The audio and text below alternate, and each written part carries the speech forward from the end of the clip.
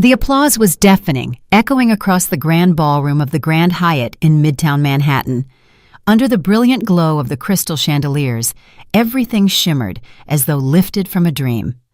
I stood beside my husband, Marcus Holloway, co-founder of the software company Innovatech, accepting the flood of congratulations with a poised smile. Today marked two milestones: the 5th anniversary of the company's founding and the official announcement that Innovatech had finally achieved a valuation of $1 billion. It was the culmination of the blood, sweat, tears, and youth that our marriage had invested to reach this summit. I was wearing a jade green silk gown, my hair swept up in an elegant bun, and subtle yet striking makeup. A sense of fulfillment, difficult to express in words, swelled in my chest. I remembered the day I decided to abandon a promising career path in Boston and move back to the States. All my friends told me I was crazy, but I simply smiled. Here was Marcus, the man I had loved since our college days, and with whom I believed I would spend the rest of my life.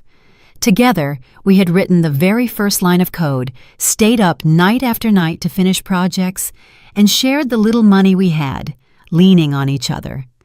Innovatech was our spiritual child, the living testament to our love and sacrifice. Marcus, looking incredibly handsome in his impeccably tailored suit, ascended the stage. His voice, warm and self-assured, resonated throughout the room. He spoke of our journey, the countless hardships, and the challenges we overcame. He thanked the partners and employees who had accompanied us.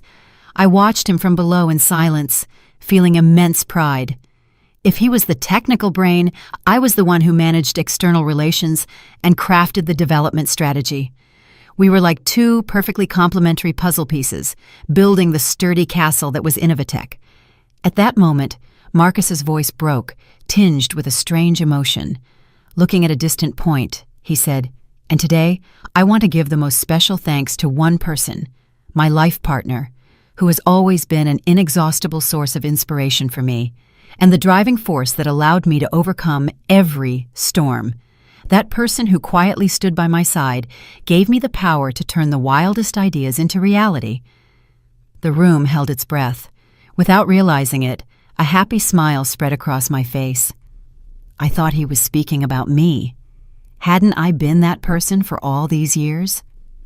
I prepared to join him on stage to share that moment of glory. But Marcus wasn't looking at me. His gaze was fixed on a corner of the stage. "Chelsea, over here, please." It was a tender voice I had never heard him use before. A young woman emerged from behind the stage. It was Chelsea Vance, a new employee who had joined the marketing team just over a year ago. She wore a loose-fitting white maternity dress that couldn't quite conceal her visibly bulging belly. There was shyness on her face, but an undeniable pride shone in her eyes. When she approached Marcus, my husband effortlessly extended his hand to help her with astounding naturalness, a tender and intimate gesture. He handed her a bouquet of red roses, my favorite flowers. Time seemed to stop. The soft background music suddenly became a jarring screech, and a murmur began to spread. At first they were whispers, but they soon grew into an uncontrollable buzz, like a swarm of angry wasps. Hundreds of eyes locked onto me, looks of curiosity, pity, and, most crushingly, compassion. Those stares hurt more than 1,000 insults. I felt my cheeks burn, my throat dry, and the smile freeze on my lips. There I stood, at the center of all the attention, transformed not into the protagonist of my glorious celebration, but into the most miserable spectacle. Marcus didn't need to say anything else. His gesture, Chelsea's pregnant belly, it was all a blatant declaration. In front of everyone, he had proclaimed their relationship, his betrayal, and my public humiliation.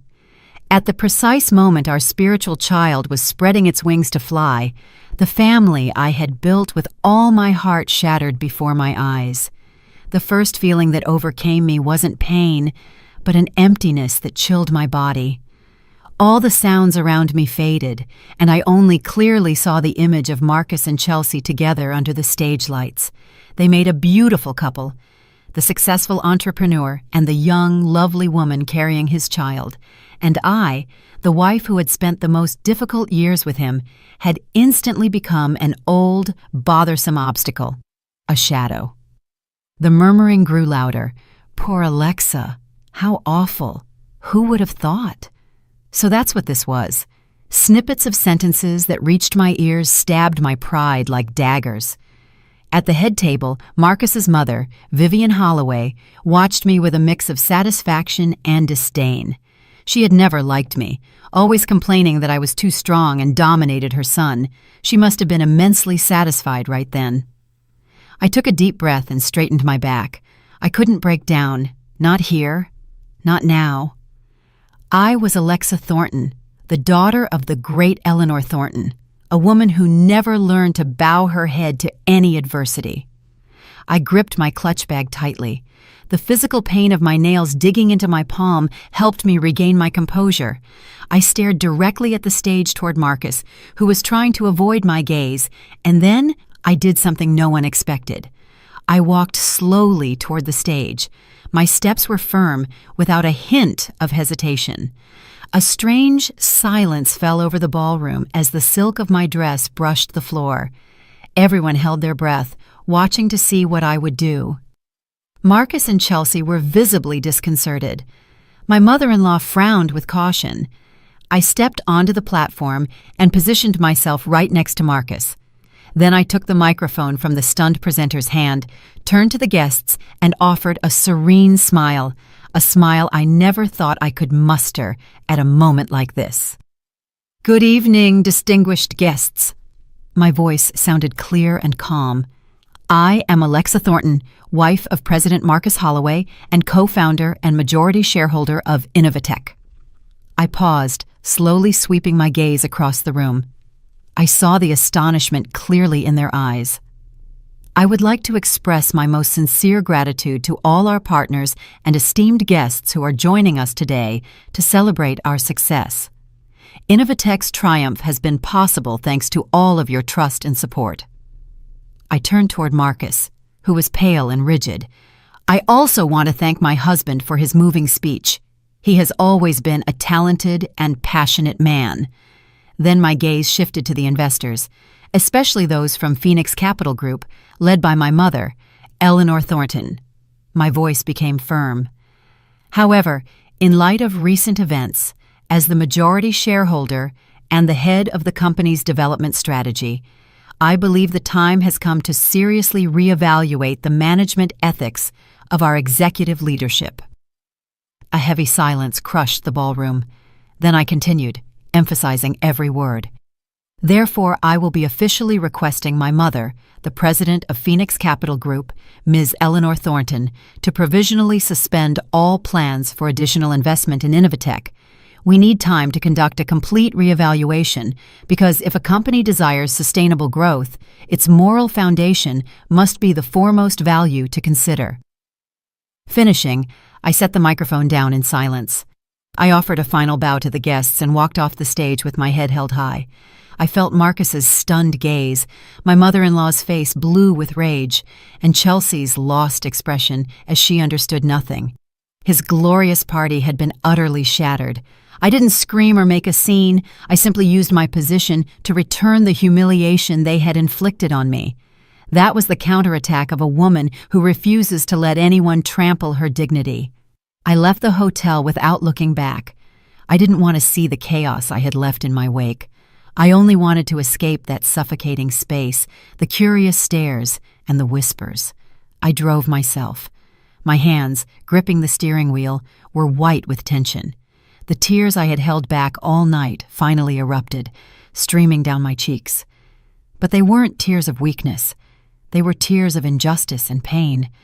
I didn't go to the house I had shared with Marcus. That place had become a strange, alien space. I drove directly to my mother's estate, the only place in the world where, no matter how broken or defeated I was, I would always be welcome. My mother's mansion stood in a tranquil garden, far from the city noise. As soon as she saw my car, the butler rushed to open the door. My mother, President Eleanor Thornton, seemed to have been waiting for me. She stood at the doorway. Despite her slight figure, she exuded imposing dignity. Without asking anything, she simply embraced me. "You're home now. That's all that matters, my child," she said in a warm voice, patting my back softly. One hug, a simple sentence from my mother, and all my barriers crumbled. I cried like a child, releasing all the pain and bitterness I had suppressed. My mother let me cry as long as I needed, gently stroking my hair. She knew I needed that moment. When I finally calmed down, she led me to the living room and served me a cup of hot chamomile tea. "You handled yourself well," my mother said, with a look that blended passion and pride.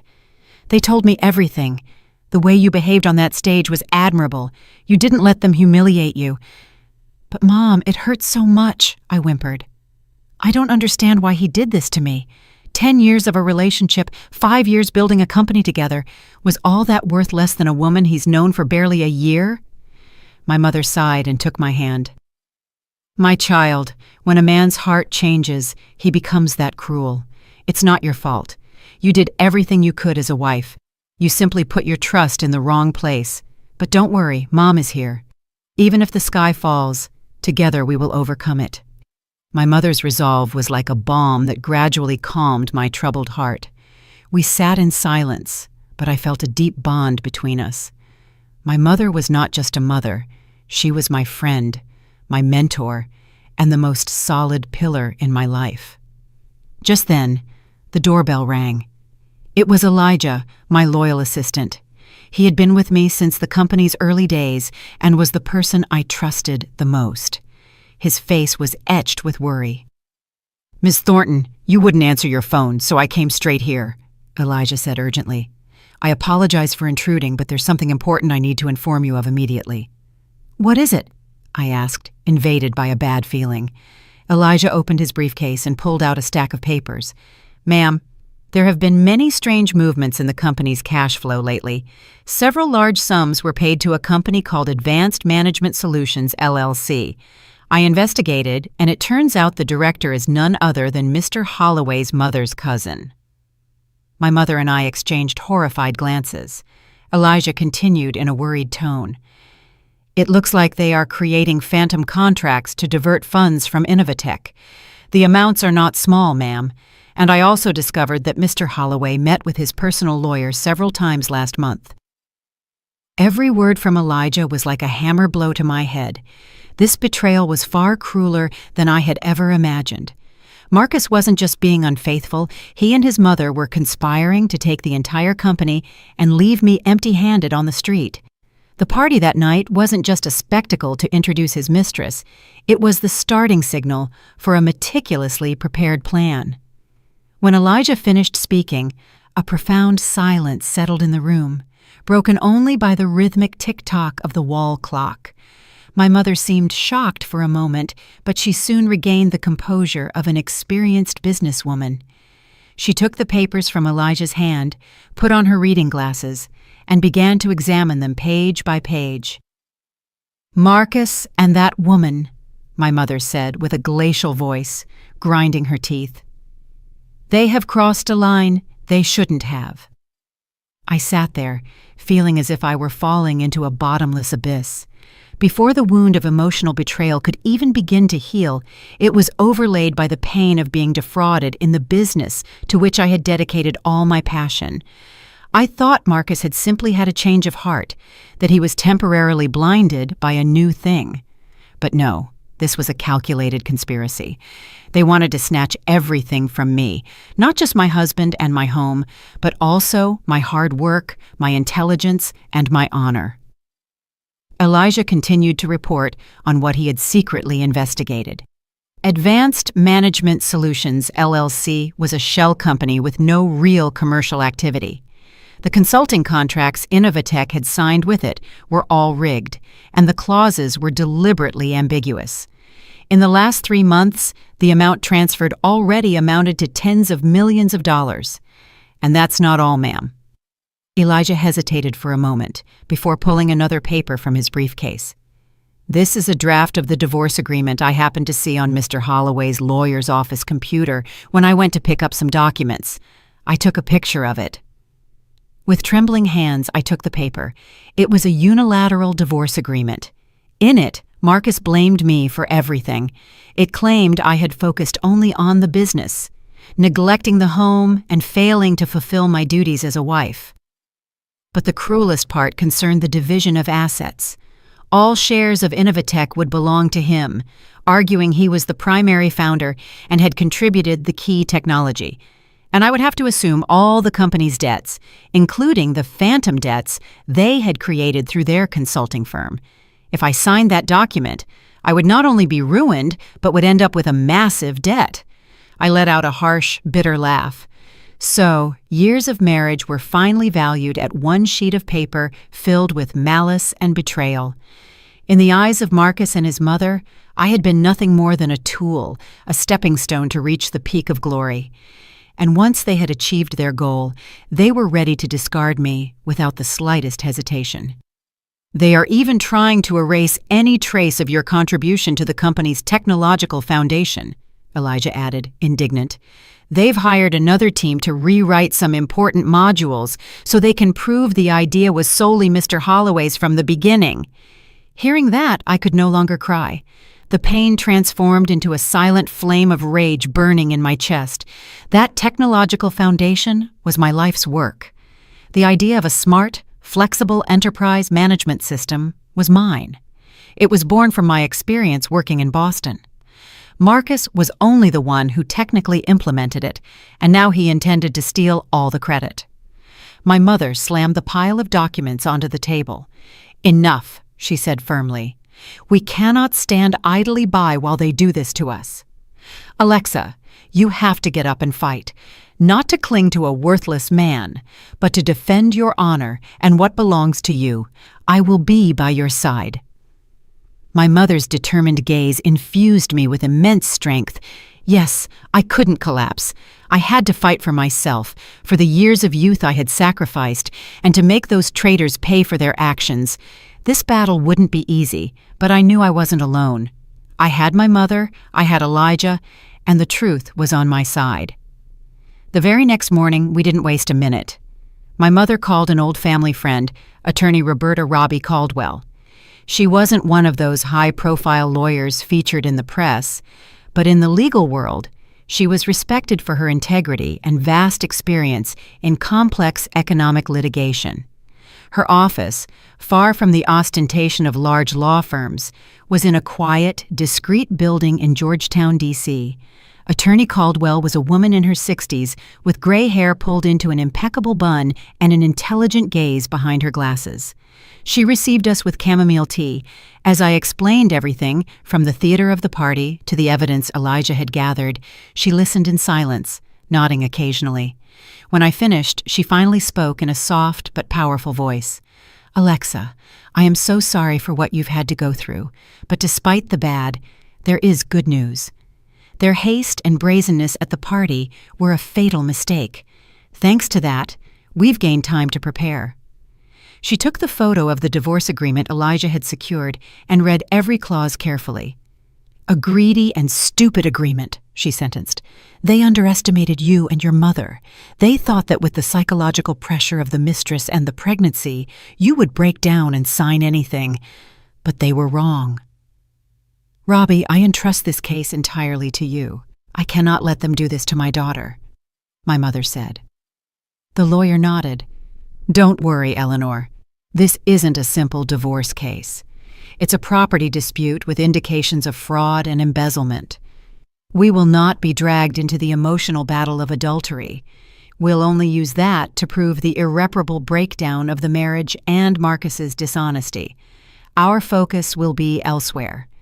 She looked at me intently with her sharp eyes. "Alexa, from now on, we must draw a clear legal strategy. First, we will focus on proving that your contribution to the founding and development of Innovatech was not just financial, but more importantly, intellectual property, the core idea and technology. She continued explaining, "We must gather all the evidence, however small it may seem. Emails exchanging the first ideas, sketches, notes in notebooks, and testimonies from former colleagues who witnessed your work from the beginning. All of that will be our weapons. Second," she raised 2 fingers, "we will attack their embezzlement of funds. The fact that Elijah found that shell company is a major breakthrough. Now we have to dig deeper, track the flow of money. This will prove that Marcus and his mother acted opaquely and deliberately harmed the other shareholders, including you." Listening to Attorney Caldwell's clear and strategic analysis, my confused mind began to clear. I no longer felt lost or alone. I knew I had found the right person to trust. "Understood, attorney." My voice sounded much firmer. "I'll do as you say. I'll search for all my old files." "Good." The lawyer smiled kindly. "Remember that the law is on the side of justice. This fight may be long and exhausting, but if we are persistent and gather enough evidence, justice will prevail. Turn your pain into strength, Alexa."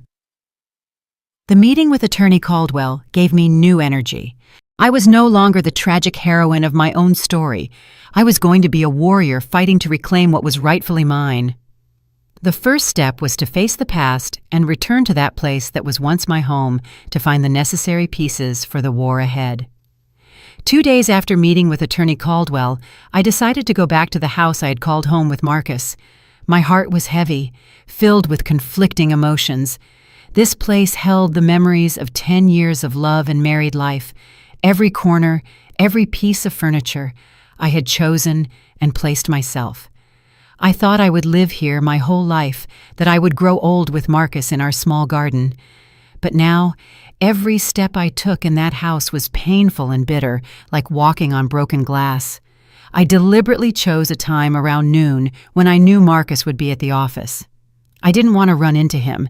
I just wanted to quietly gather my things and leave.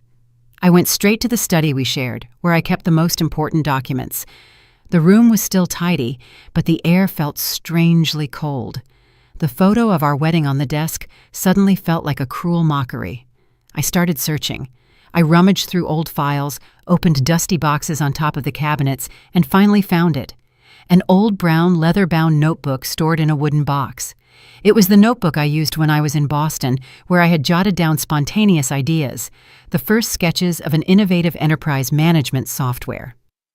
The pages were yellowed and my handwriting had faded in some places, but the diagrams of the system architecture and the notes on the key algorithms were still clear.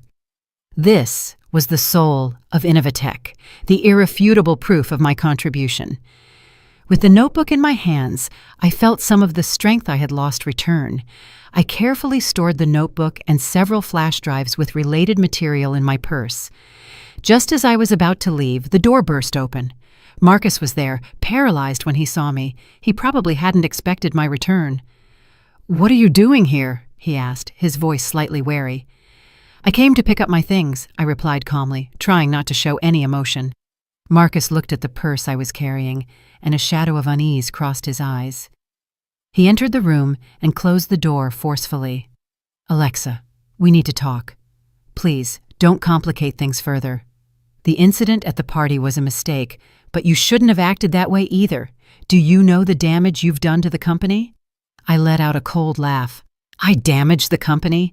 And were you thinking about the company when you were planning with your mother to siphon off its funds? Were you thinking about our years together, about my effort when you prepared a divorce agreement to leave me ruined and burdened with debt?" Marcus's face changed. He hadn't imagined I knew all that. "What nonsense are you talking about? Who told you that?" "It doesn't matter who told me. The important thing is that it's true. Marcus, stop pretending. I'm tired too." I looked him straight in the eyes. In those eyes I once loved so much, I now only saw lies and calculation. I loved you and trusted you unconditionally. I gave up everything to come back here and build a business with you. And how did you repay me? With betrayal and a cruel conspiracy. Marcus, disconcerted, approached and tried to take my hand. "Alexa, listen to me. It's not how you think. The thing with Chelsea was a mistake. I still love you. We can start over. Withdraw the petition you made to the investment group. Let's not throw away all our hard work." I slapped his hand away and took a step back. His words now only filled me with disgust. Start over? Marcus, do you take me for a fool? Is your love that cheap? And what about the child that woman is carrying in her womb? What are you going to do with him? Or is everything just a mistake for you, which you can easily discard when things turn against you? I haven't come today to listen to your excuses or to beg you, I stated firmly. I have come to take back what is mine and to let you know that I will never sign any unjust divorce agreement. I will fight to the end to defend my honor and my work in Innovatech. Since you and your mother started this, be prepared to face the consequences. Having said this, I didn't give him a chance to reply. I turned around, opened the door, and walked out. I heard Marcus yelling my name behind me, but I didn't stop. This confrontation served to completely sever the last shred of feeling I had left. There was no more love, no more hope. There was only one path ahead, the path to claim justice. As I left that house, I felt much lighter. The confrontation with Marcus had been painful but necessary. It helped me completely break with the past and focus on the future. There was no more time for sadness. The evidence I had found was a good start. But as Attorney Caldwell had said, the war would be long and arduous. In the following days, Elijah and I worked tirelessly. We systematically organized the information and searched for more witnesses who could corroborate my role in the early days of Innovatech. However, I soon realized that focusing solely on recovering what I had lost at Innovatech was a passive struggle. Marcus and his mother still controlled the management and could sabotage me in 1,000 ways. I needed something of my own, a solid foundation on which I could stand firm, regardless of the outcome of the litigation. The idea of founding a new company began to germinate in my mind, not for revenge or to directly compete with Innovatech, but to prove my own worth. I wanted to show everyone that without Marcus, without Innovatech, this Alexa Thornton could still create an excellent, even superior, technological product. I trusted I could rebuild a much better and more modern version of the technological foundation I had created for Innovatech. I told my mother the idea. After a moment of thought, she gave me her unconditional support. "That's how it's done, my child. That's the way someone with guts acts. Instead of fighting to recover an old house, build your own new castle. You just worry about the work. I'll handle the capital." My mother's support was my greatest strength. But I knew ideas and capital weren't enough. I needed partners, technical talent. Then I thought of Devin. Devin Hayes had been a college friend of both Marcus and me. The three of us used to hang out together. Devin was kind, studious, and very smart. But unlike the outgoing and sociable Marcus, he was quite reserved. I knew he liked me, but he never expressed it in words. He simply looked out for me in silence. After graduation, Marcus and I started dating, and Devin went abroad for studies and worked internationally. A few years ago, I heard he had returned to the States and become a well-known venture capitalist in the tech sector. I hesitated for a moment, but decided to call Devin. It was a bit awkward reaching out after so much time, but his warm and familiar voice on the other end of the phone dispelled all my concerns. "Alexa, how long has it been? How are you?" "Good, I'm good." "Devin, am I bothering you?" "Bothering me? Not at all. I'm really glad you called.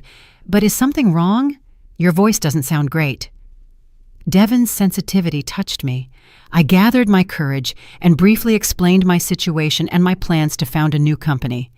I didn't exaggerate the pain or complain. I laid everything out calmly, as if it were a business plan. Devin listened in silence until the end. I was prepared for comfort, or in the worst case, pity. But what he said surprised me. "I've been waiting for this day, Alexa. The day you would step out of Innovatech's shadow and shine for yourself."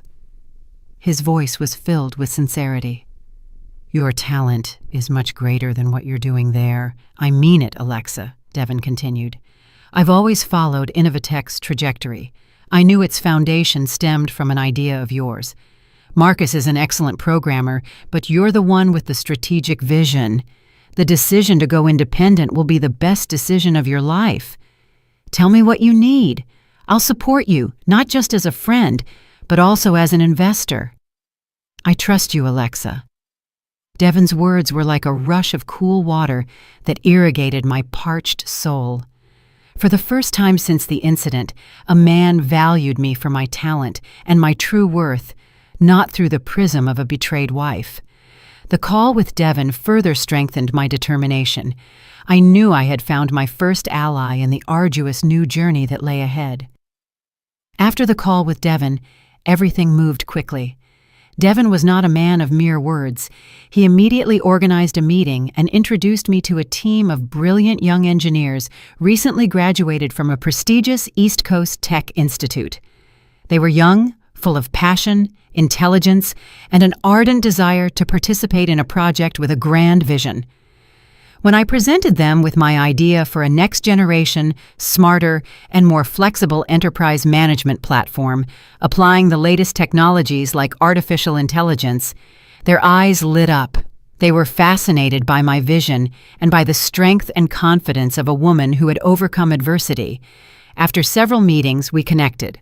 Synergy Tech was born, a name that encompassed all my hopes and determination, the synergy of a new generation of technology. We rented a small, non-luxurious but well-equipped office filled with sunlight. The young team and I worked together day and night. The atmosphere at Synergy Tech was completely different from the last few years at Innovatech. Here, there were no internal struggles or calculations, only a passion for technology and teamwork. I felt as if I had returned to the beginning of my career, but this time I was much more the master of my destiny and stronger. In the midst of this progress, an unexpected visitor found me. It was Chelsea. She arranged to meet me at a quiet coffee shop. She looked much more drawn than when she had appeared spectacularly at the party. Her bulging belly was larger, and her movements seemed heavy. She had lost her former air of smugness and defiance. In its place, there was only a pitiful face with tear-filled eyes. "Alexa," Chelsea began in a trembling voice, "I know I don't have the right to talk to you. I know I did wrong, but please, I beg you. Couldn't you just leave Marcus alone?" I stirred my coffee in silence, waiting to see what kind of performance she was going to put on. Chelsea burst into tears. "Marcus is having a really tough time. Since you announced the withdrawal of the investment, the company is in crisis, and the partners look at us with distrust. His mother pressures him every day. He has lost several pounds. I understand you're angry, but you were a couple for 10 years. Taking things to this extreme is pushing him into an abyss." She stroked her belly and added, "And there's my son. This child is not to blame for anything. I just want my son to be born into a complete family with his father. Please, I beg you, withdraw the lawsuit and don't make this any bigger. We will give you whatever compensation you ask for. I'll tell Marcus. Please, just let it go." Hearing that, an ironic smile escaped me. Who did she take me for? A woman whose silence could be bought with money? She and Marcus had publicly humiliated me and conspired to take everything from me, and now she came to lecture me about justice and an innocent child. I put down my coffee cup and looked her straight in the eyes. "Are you finished?" My voice was so calm that even I was surprised. Chelsea seemed disconcerted by my reaction. "First," I said, emphasizing each word, "the problem between Marcus and me is no longer an emotional matter of a love triangle.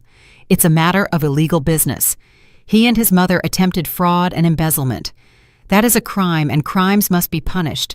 That has nothing to do with you or your child. Second, do not use your child as a shield. If you really thought about him, you wouldn't have gotten involved in someone else's family to begin with, and you wouldn't have been an accomplice to their wrongdoings. The child is not to blame, but the adults must take responsibility for their actions." And finally, I stood up from my chair.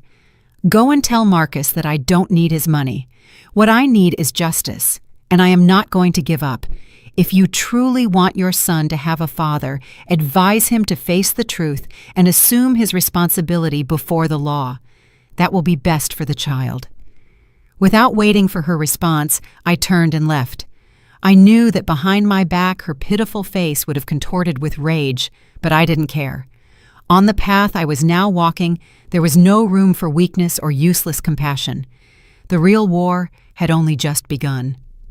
A few weeks after the encounter with Chelsea, just as Attorney Caldwell predicted, Marcus counterattacked. But he didn't resort to dialogue or negotiation, but to a much baser and pettier method. One morning, I received a court summons. Marcus, in his capacity as president of Innovatech, had sued me. The multi-page lawsuit claimed with a resounding tone that after leaving the company, I had used key technological secrets of Innovatech to found SynergyTech, thereby causing serious harm to the company. They demanded the immediate cessation of SynergyTech's operations and compensation for damages in an astronomical amount. It was a clear reversal of the burden of proof, an attempt to tarnish my honor and crush my new company before it could take off. When the news broke, the young engineers at SynergyTech couldn't help but be worried. They feared for the company's future and for being entangled in a long and costly lawsuit. I understood their concern, but instead of showing hesitation, I called a meeting with all the staff. "Don't worry," I told everyone in a firm voice. "This is nothing more than a dirty tactic on their part. The technological foundation we are creating at SynergyTech is completely new, based on ideas and architecture much more advanced than Innovatech's. Truth and justice are on our side. What we must do now is focus on our work and develop the best possible product. I will handle all legal matters." My calmness reassured them. I immediately took the lawsuit to Attorney Caldwell's office. Contrary to my worry, she took a quick look at the papers and smiled. "He has dug his own grave," she said. "This is the opportunity we were waiting for. In a situation where we should have sued them, they themselves have created the legal stage for us to present all our evidence, that Marcus, spoiled by his mother, is a complete fool." Under Attorney Caldwell's direction, we quickly prepared the response to the lawsuit.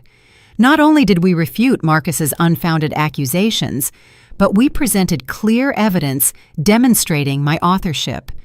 The old notebook I had found became the most important piece of evidence. We photocopied and certified every single page, every architectural diagram, and presented it to the court. The chronology was evident compared to Innovatech's founding date.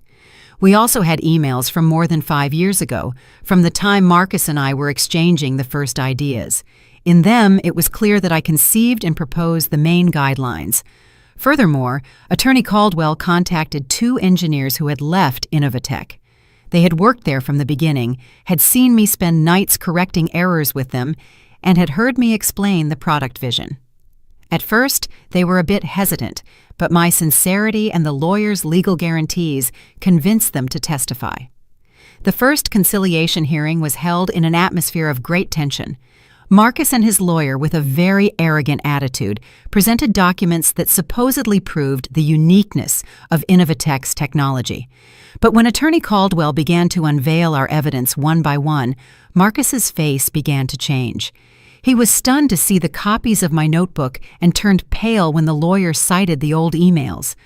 When the 2 former colleagues appeared, Marcus's confidence completely crumbled. He couldn't answer the judge's questions properly and stammered.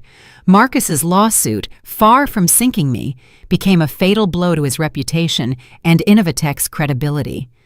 Rumors began to circulate in the tech sector about his petty lawsuit and his cruel treatment of a co-founder. In the unlisted stock market, Innovatech's shares began to fall. In this silent war, I had overwhelmingly won the first round. The defeat in the defamation lawsuit further enraged Marcus and his mother. They realized they couldn't defeat me legally, so they began to resort to darker and dirtier methods. Their target now was the key links in our evidence gathering, especially the witnesses who knew well about Innovatech's irregularities. Elijah, with his diligence and contacts, located a key figure, Mr. Chen, Innovatech's former chief accountant. Mr. Chen had worked at the company for 3 years and had left suddenly about 6 months ago, just after the suspicious transactions with Advanced Management Solutions LLC began. Elijah was convinced that he had left to avoid getting involved in murky matters and that he possessed important evidence. Convincing Mr. Chen was not easy. He was a middle-aged man of a gentle nature who only wanted to live a quiet life with his wife and his 2 young children. When Elijah went to his house, he initially refused outright, saying he knew nothing. He feared retaliation and worried that his family might suffer harm. "Mr. Elijah, please understand my situation," Mr. Chen said anxiously. "Ms. Holloway is not a person you can mess with. I have a wife and children. I don't want to be involved in this." Knowing we couldn't force him, I asked Elijah to approach him slowly, building a relationship of trust, sometimes as a friend who cared about his well-being. Little by little, thanks to Elijah's sincerity and perhaps his own conscience, Mr. Chen began to leak information. He confirmed that all contracts with Advanced Management Solutions, LLC, had been rigged by Ms. Holloway's order to divert money. He also knew many other cases of tax evasion and inflating expenses in the company. But just when we thought we had convinced Mr. Chen to cooperate, Ms. Holloway acted. She didn't threaten him directly, but used a more subtle method. Mr. Chen's wife, who worked as a teacher at a private school, suddenly began to be harassed by the administration for absurd reasons. Their eldest son, a high school student, was surrounded and provoked one day by bullies on his way home. Fortunately, people nearby intervened in time, and nothing serious happened. These incidents did not have severe consequences, but they were a clear warning. Mr. Chen panicked. He called Elijah, his voice trembling. "Mr. Elijah, please leave my family alone. I cannot help Ms. Thornton anymore. If they want to, I don't know what could happen to my family." When Elijah told me what happened, my heart sank. The rage I felt towards those despicable people was 10 times less than the remorse I felt for Mr. Chen's family. I couldn't endanger an innocent family for my fight. "Let it go, Elijah," I told him. "Let's not pressure him anymore. His family's safety comes first. We will look for another way." Although it was a disappointment, we had no choice but to temporarily abandon that path. Losing a key witness, our investigation seemed to have reached a dead end, and difficulties were piling up. I realized that this fight was much tougher than I had thought. My enemies not only had money and power, but they didn't hesitate to use the cruelest means to achieve their ends. Seeing me somewhat disheartened about Mr. Chen, my mother called me to her study one night. She prepared chrysanthemum tea, and its gentle aroma relaxed me. "What are you thinking about?" she asked tenderly, setting a cup in front of me. "I'm exhausted, Mom. They are too cruel. I don't want innocent people to suffer because of me." My mother sighed and looked out the window at the garden shrouded in darkness. "Child, in business as in life, there is no war without losses, but we have to know our limits. The decision not to pressure Mr. Chen is the right one, but that doesn't mean we give up. To defeat your enemy, you first have to know exactly who he is." My mother looked at me with her deep eyes. "Today I'm going to tell you a story. The history of your ex-mother-in-law, Marcus's mother." I was surprised. My mother had almost never spoken about my in-laws. She only used to say they were a normal family, nothing special. "Actually," my mother began, "I have known Ms. Holloway for a long time, since we were both young and starting out in the business world. Even then, she was beautiful and intelligent, but her intelligence was accompanied by ambition and unscrupulous cruelty." My mother told me that in the past, Ms. Holloway had partnered with a very close friend. Together they set up a small tailoring workshop.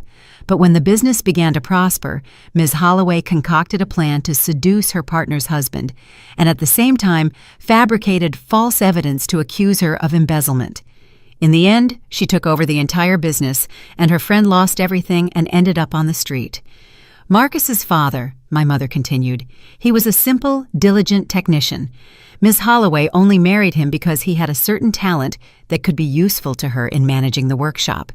He lived his whole life in his wife's shadow, unable to raise his voice, and he died as silently as he lived. Marcus grew up in that environment. Overprotected by his mother, he was instilled only with ideas about money and power. That boy is a copy of his mother. He has some talent, but his nature is weak, greedy, and easily manipulated. Listening to my mother's story, I began to understand everything. I understood why my mother-in-law could act in such a cruel and calculating way. Greed and betrayal ran in her veins, and the man I once loved, Marcus, was nothing more than a product molded by his mother.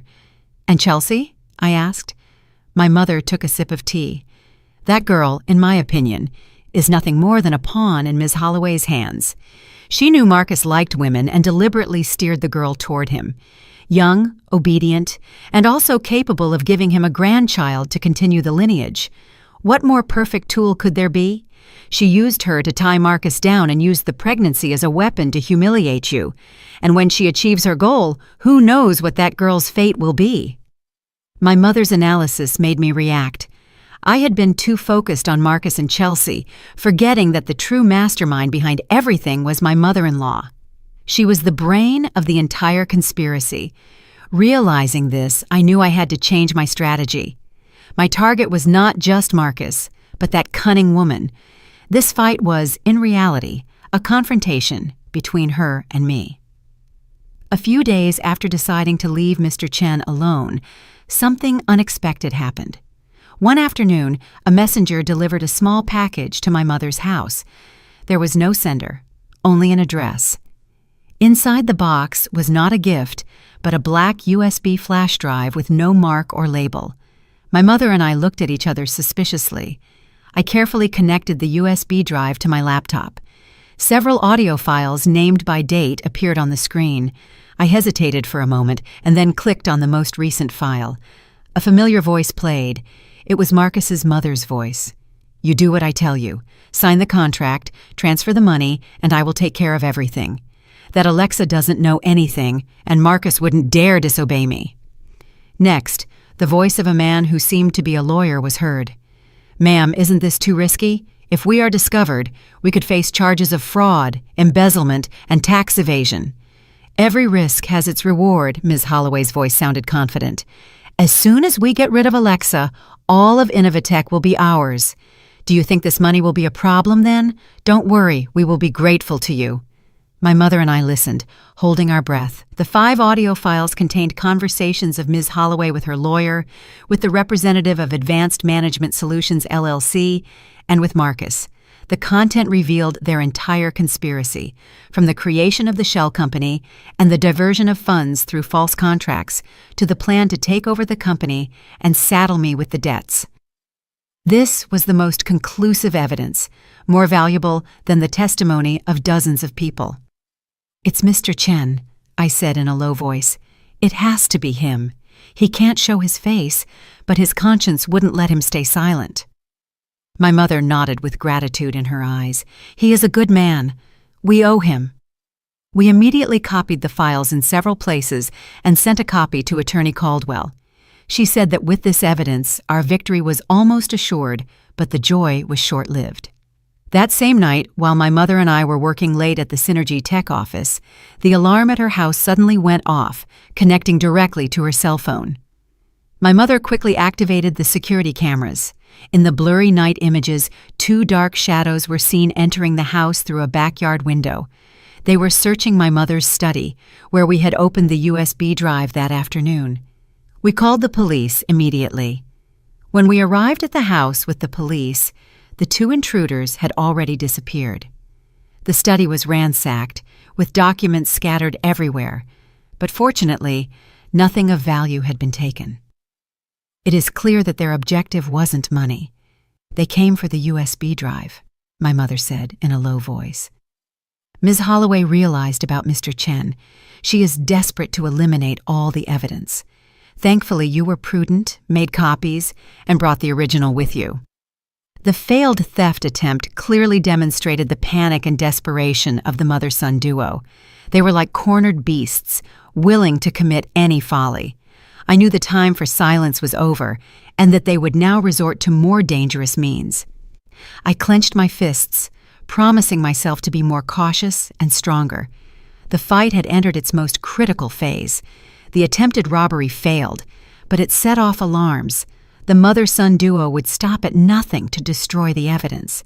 This fact made me worry even more about Elijah.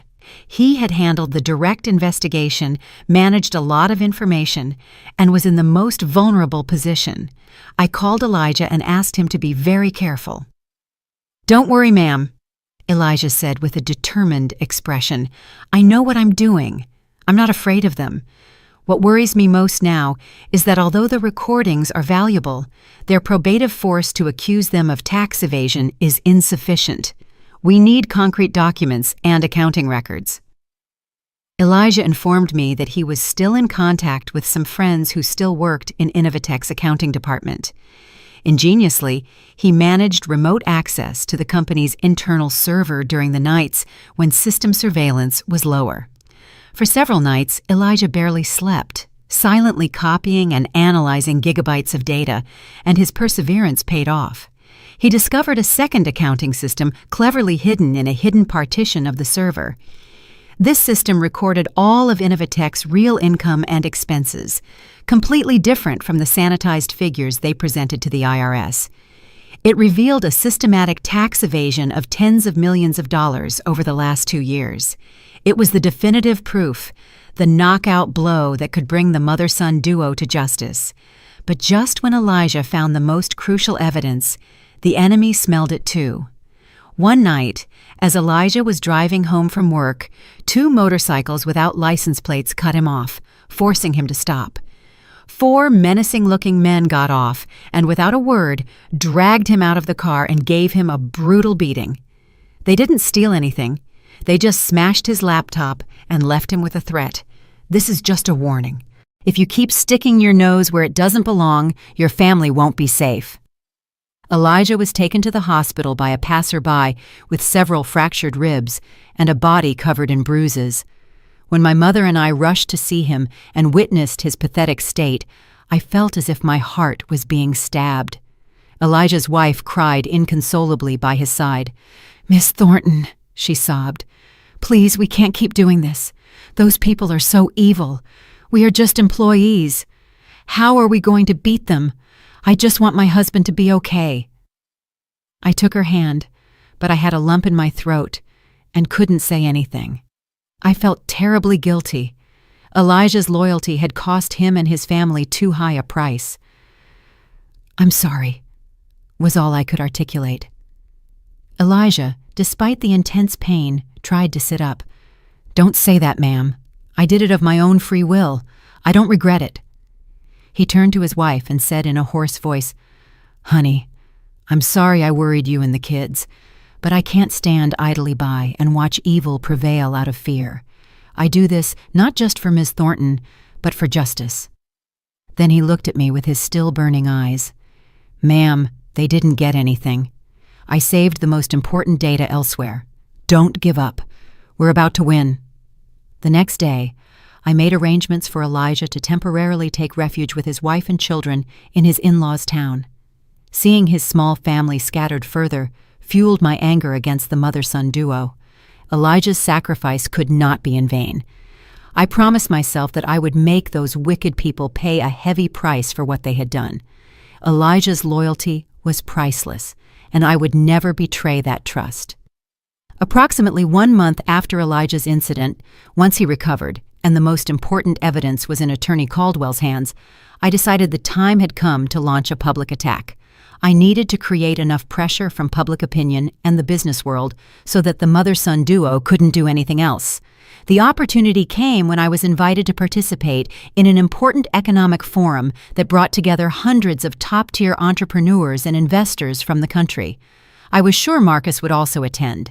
After the initial commotion, Innovatech had been trying to clean up its image, sponsoring several events and boosting its advertising. At this forum, Marcus was invited as one of the main speakers to talk about innovation in the digital age.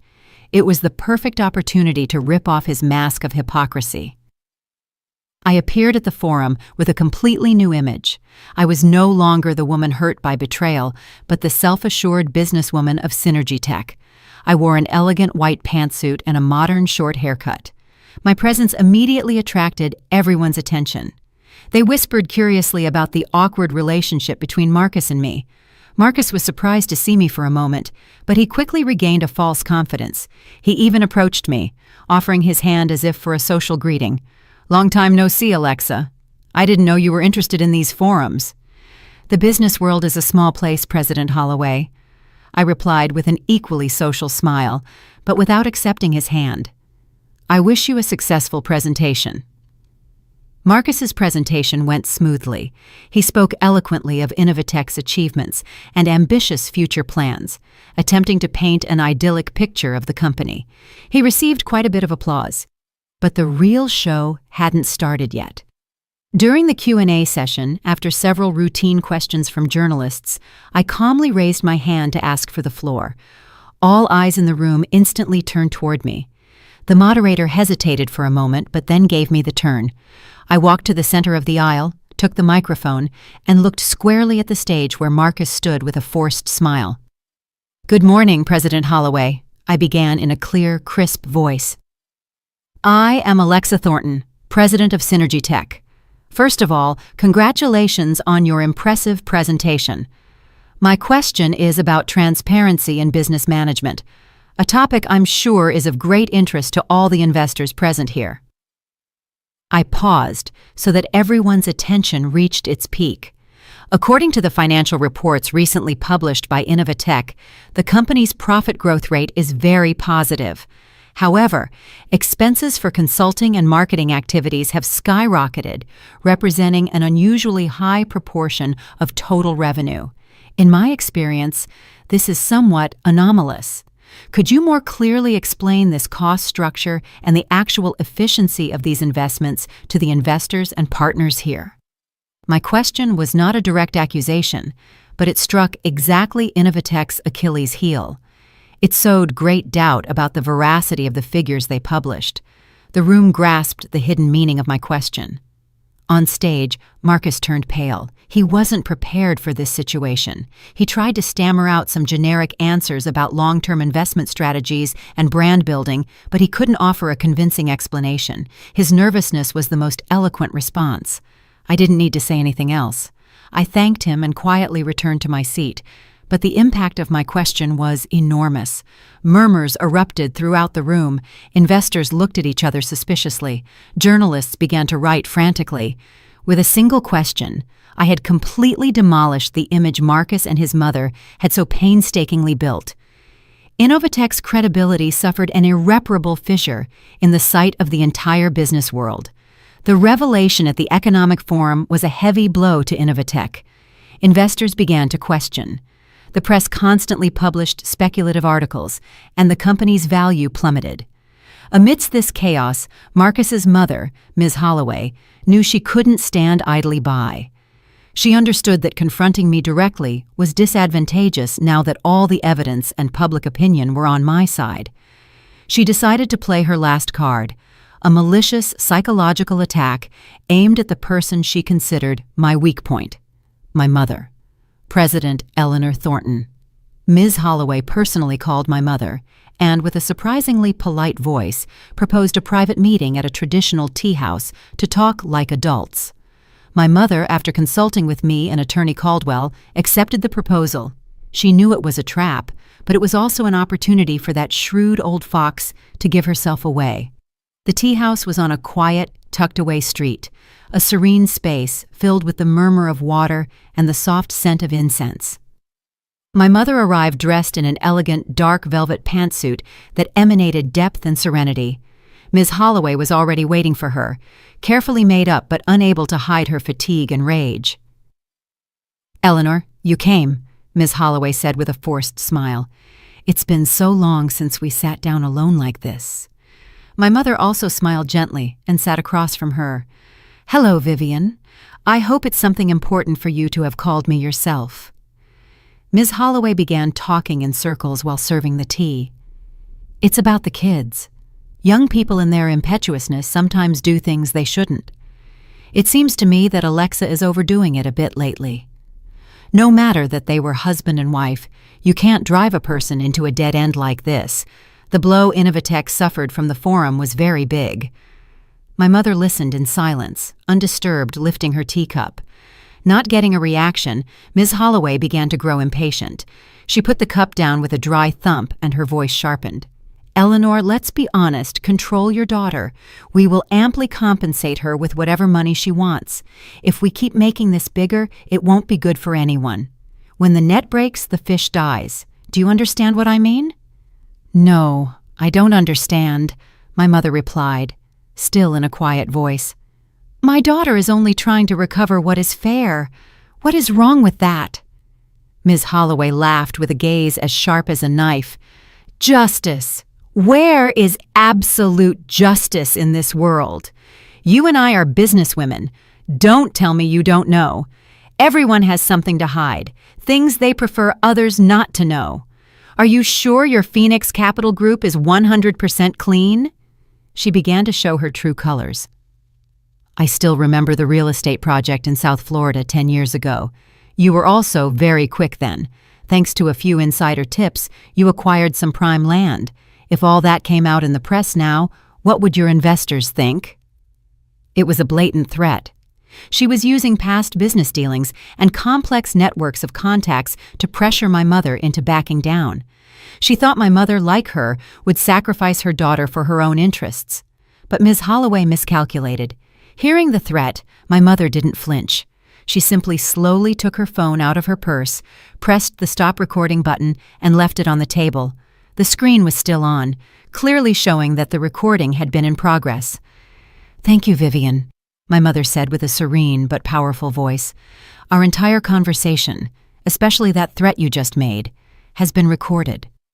I believe this audio file, along with the other evidence, will help the authorities understand the case more comprehensively." Ms. Holloway's face turned from red to white. She stammered, "How dare you?" "Dare what?" My mother interrupted her. "The deals you mentioned were managed entirely legally. I have nothing to hide. If you want to investigate, go ahead, but your actions today, threatening and intimidating another person, have been clearly recorded. I think the one who should be worried now is you." With that, my mother stood up and adjusted her suit. "The tea was delicious. Thank you for the invitation. I'll take my leave." My mother left with elegance, leaving a petrified and distraught Ms. Holloway in the tea house. She trembled from head to toe with an expression of total disbelief. Her last psychological attack had not only failed, but had turned into a living piece of evidence that incriminated her. The old fox had fallen into her own trap. Ms. Holloway returned home in a state of extreme panic. The meeting with my mother had completely demolished her last bit of confidence and composure. She smashed a tea set on the floor, screaming like a madwoman throughout the house.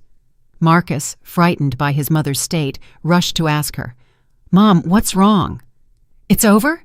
Is everything over?" Ms. Holloway shrieked, her hair disheveled. "That woman recorded everything. She set a trap for me. We are finished, son." She told Marcus the whole story. Hearing it, Marcus also froze, his face drained of color.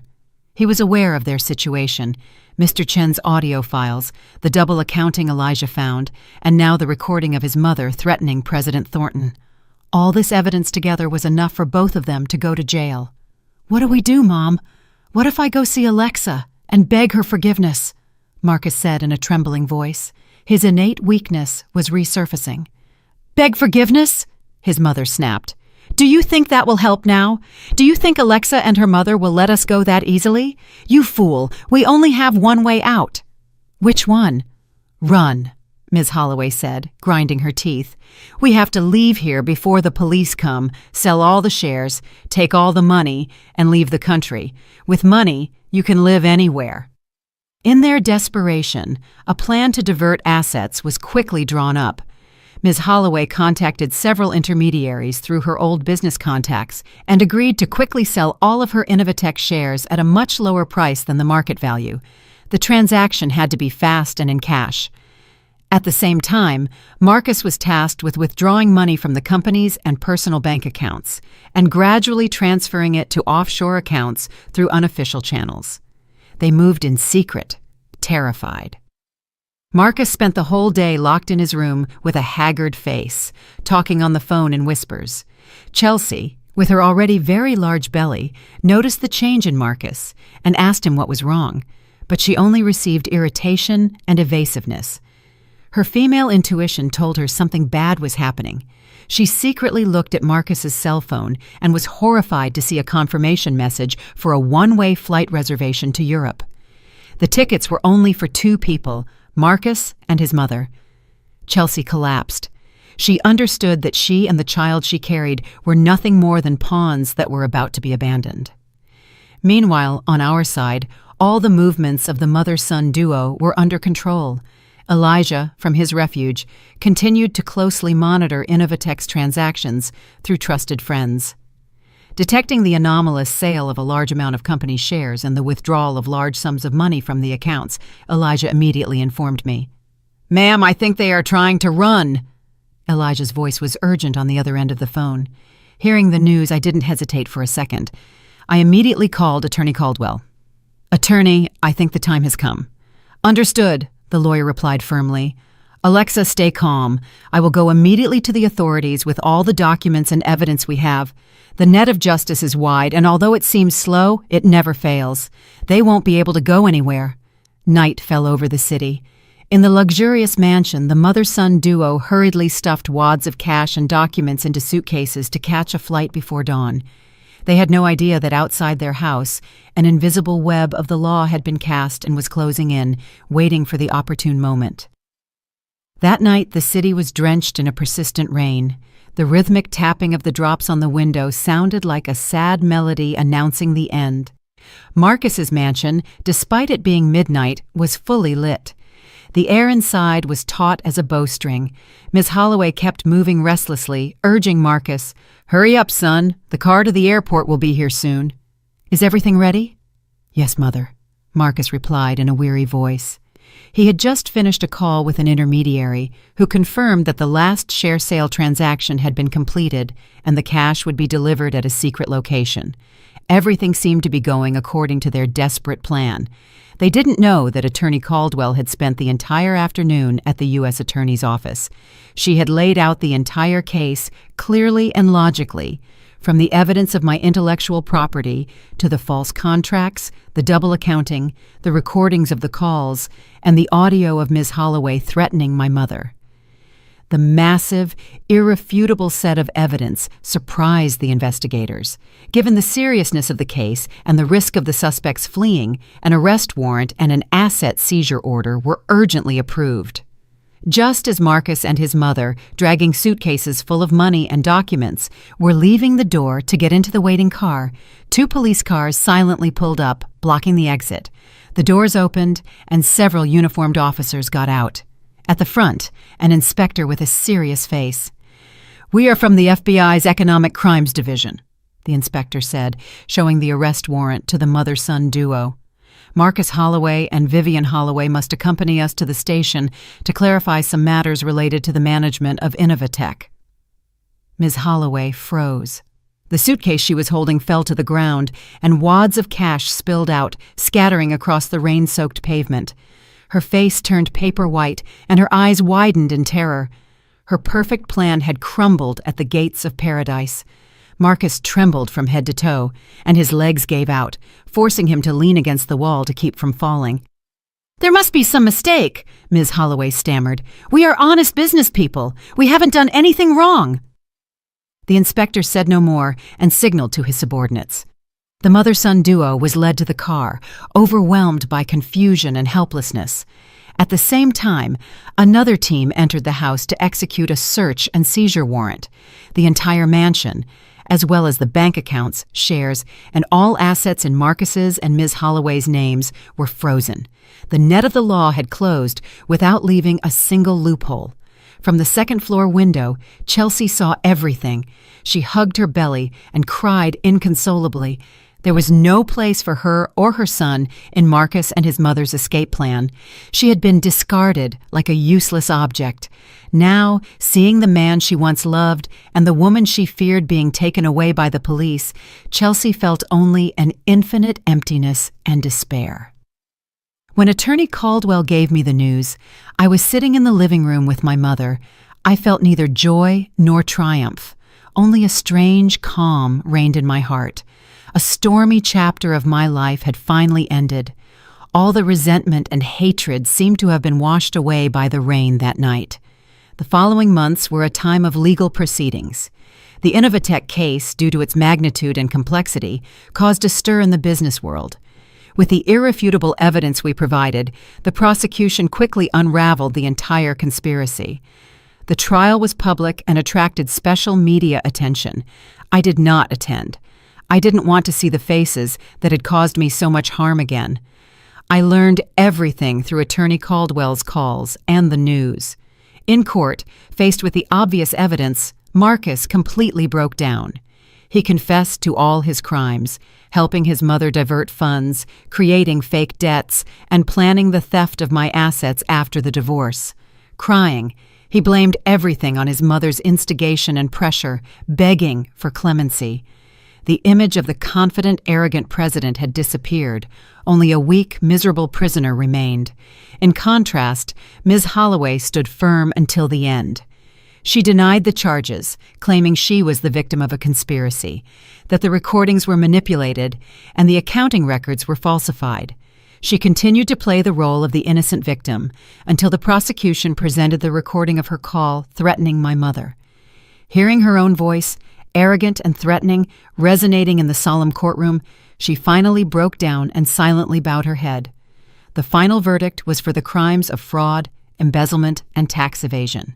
Ms. Holloway, as the main perpetrator, was sentenced to 20 years in prison. Marcus, considering his confession and repentance, was sentenced as an accomplice to 15 years. The other parties involved also received their corresponding punishments. Innovatech, my spiritual child that I once nurtured with all my heart, now tainted by debt and corruption, was finally declared bankrupt. Justice had been served, but in my heart there was no victor's joy, only a melancholic sadness for a beautiful first love that ended in tragedy and for the years of youth lost to a deception. A week after the trial ended, I decided to do something I had been thinking about for a while. I drove to the quiet rural town where Elijah's family was temporarily staying. I wanted to express my sincere gratitude to my loyal assistant, who had sacrificed so much for me. Elijah's small house was nestled among green fields.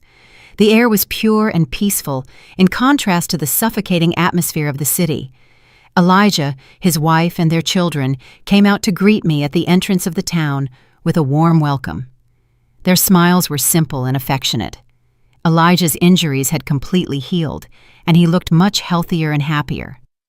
I brought some gifts and a financial gratuity, but the couple flatly refused to accept them. "Ma'am, please don't do this," Elijah said. "What I did was because I believed in justice and in you. Your victory is the greatest gift for me. Now please, let me go back to work at Synergy Tech.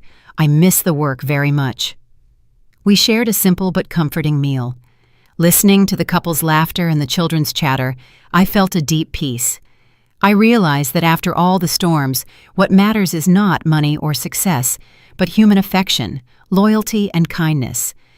This trip cleansed the last vestiges of bitterness from my heart and prepared me to face a new chapter in my life.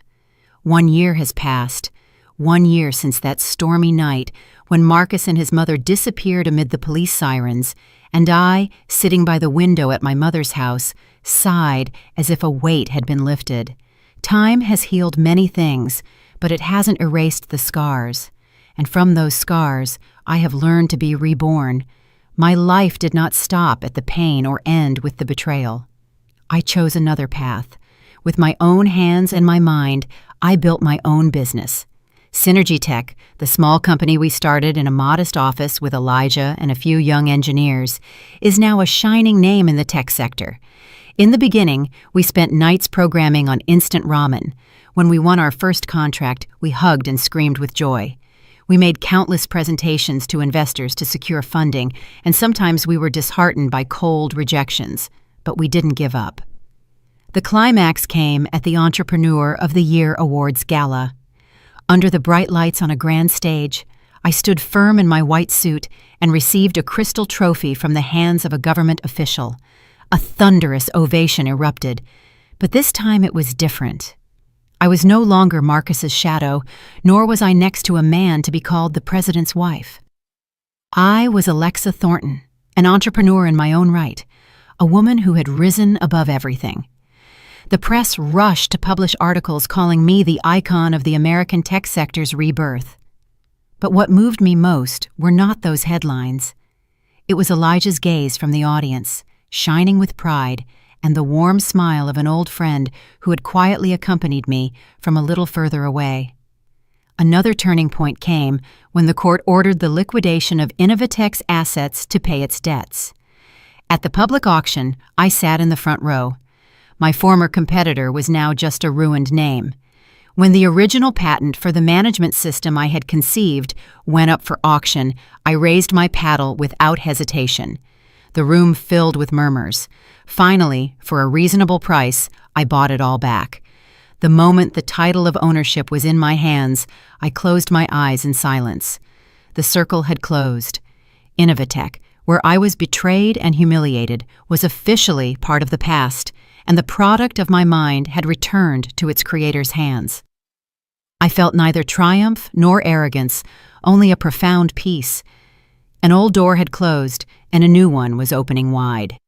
One summer evening, while visiting a friend in a hospital maternity ward, I unexpectedly ran into Chelsea. She was sitting in a hallway, cradling a chubby baby. She no longer wore designer clothes. She wore a loose shirt and looked simple. Her face was tired, but the look she gave her son was infinitely tender. Chelsea looked up and froze when she saw me. There was no arrogance or defiance in her gaze now, only a wounded, lonely young mother. "Alexa," Chelsea said in a trembling whisper. I looked at the child in her arms. He was sleeping peacefully, moving his lips as if dreaming. In that instant, all the hatred I held vanished. I understood that this child was not to blame for anything. He didn't choose his parents, nor did he know anything about the dirty conspiracies of the past. "Are you doing all right?" I asked. Chelsea lowered her head, and tears began to fall. "I'm so sorry, Alexa. It's too late for everything. I just want to raise this child well. Can you ever forgive me?" I sighed. The forgiveness was not for her, but for myself. Continuing to cling to hatred would only harm me. "The past is the past, Chelsea. Take good care of your son. He needs a mother who knows how to live rightly." Chelsea hugged her son and broke down in tears. I nodded slightly as a farewell and continued on my way. I felt light as a feather.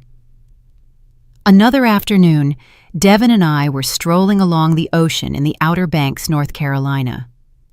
The reddish sun was slowly setting on the horizon, and the waves gently washed the shore. I took off my shoes and felt the cool water on my bare feet. Devin walked beside me in silence, but his mere presence conveyed peace. "Alexa," Devin said softly, "you've lived too long for others. Now live for yourself. And if you ever want someone to accompany you, I would like it to be me." I turned toward Devin. His eyes were kind and firm. Instead of answering, I smiled. I wasn't ready to start a new love yet, but I knew I had a friend, a life partner, a calm shoulder to lean on. We walked together along the long, sandy beach, leaving 2 pairs of footprints in our wake. Before me stretched the vast sea and a sky tinged red by the sunrise that announced a new day in my life. I took a deep breath. An intense faith sprang up in my chest. Because even if a woman loses everything, if she keeps her dignity, her wisdom, and her courage, she can always be reborn and find happiness. Did you like my story, and which city are you listening from? Let's meet in the comments. If you like the story, you can support me by sending a super thanks so I can keep bringing more stories like this. Thank you so much for your sweet support. I'm looking forward to your comments on the story. On the screen, you can see 2 new life stories that I highly recommend. There's so much more on my channel. Don't forget to subscribe. See you in the next life story with love and respect.